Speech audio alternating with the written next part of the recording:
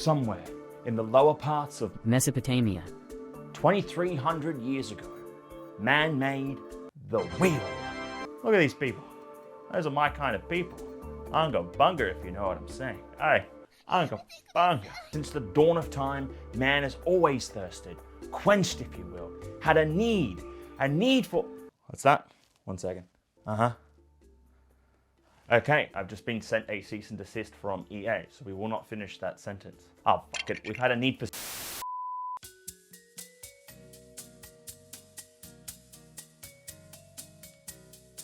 Okay, Google, what's the chemical combination for jet fuel?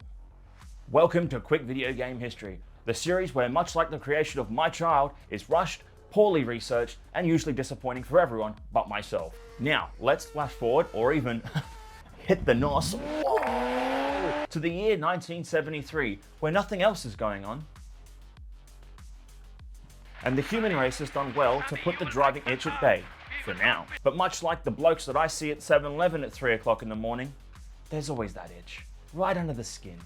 It's right there, Daniel. Get it, Daniel.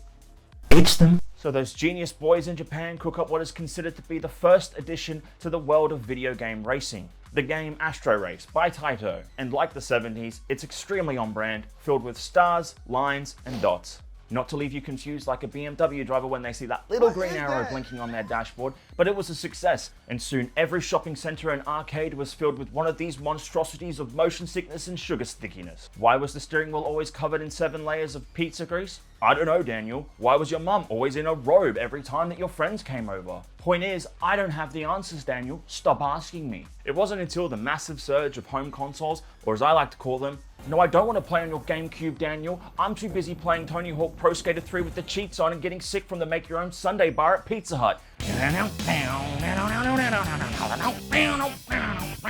I don't care what anyone says. If it wasn't for the PlayStation 2, racing games wouldn't be half as popular as they are today. I mean, listen to the soundtrack to Need for Speed Underground 2 and tell me this shit isn't a vibe. That shit makes me want to do a crime, bro.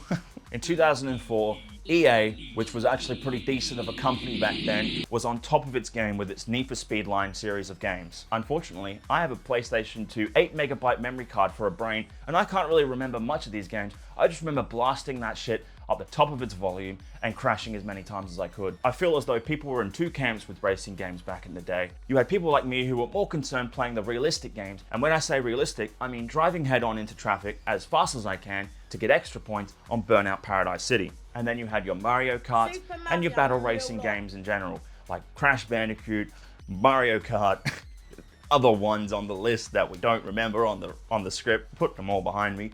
Wow, look at those things. Pretty crazy, huh? Obviously, as consoles grew ever prevalent in the household, so did the racing genre itself. Why? Probably because it was dirt cheap to make them, easy as, and you didn't have to do much work in terms of graphics. It did create some pretty awesome genres of racing games, like the aforementioned battle racing simulators and your free roam or open world racing games. By the way, if anyone can get me Road Trip on PlayStation 2, I don't care if it's an emulator, on my computer working with a controller, I'll do Unspeakable. Hey, listen, Daniel, we'll put all the past behind us, huh? And we'll do some unspeakable things together, okay?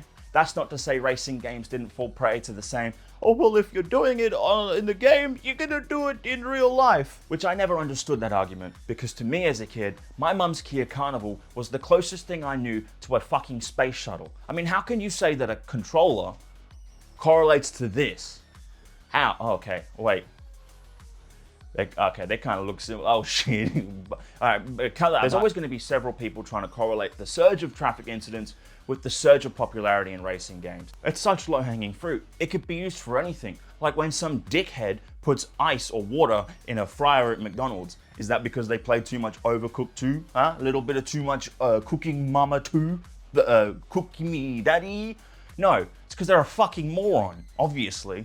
As the years have progressed, as time tends to do, as a never-ending soul-crushing demon, so has the evolution of racing games. If you could go back in time, specifically to 2004 with my rock and roll Good Charlotte hairstyle, and you whipped out an iPod Touch with real racing on it, with gyroscopic controls and touchpad capabilities, I would have Taking a fucking shit. shit my pants. Literally, I will shit my pants. Subscribe, I will shit my fucking pants. Games like Forza Horizon have taken the open world, online racing, brain-stimulating fun that I will forever hold a place in my heart for. Any game where I can just cruise with my friends and drift with Ford Falcon is it tick my box. I ticked the box. Simulation systems have also just evolved overnight, it seems, because look at these fucking TikTok lives. I saw a motherfucker with a full truck bed with screens and all. Why not? In conclusion, I like to drive Broom Broom in video game because Broom Broom in real life has real world consequences and is very scary. Cars as a cinematic masterpiece, you should like and subscribe to this video, and to ka-chow isn't, is to ka-chout.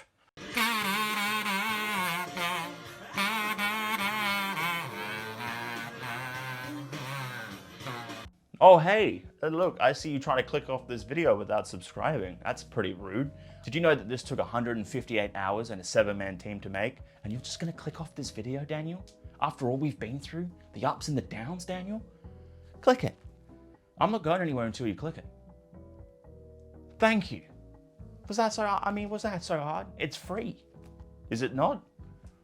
Okay. Bye.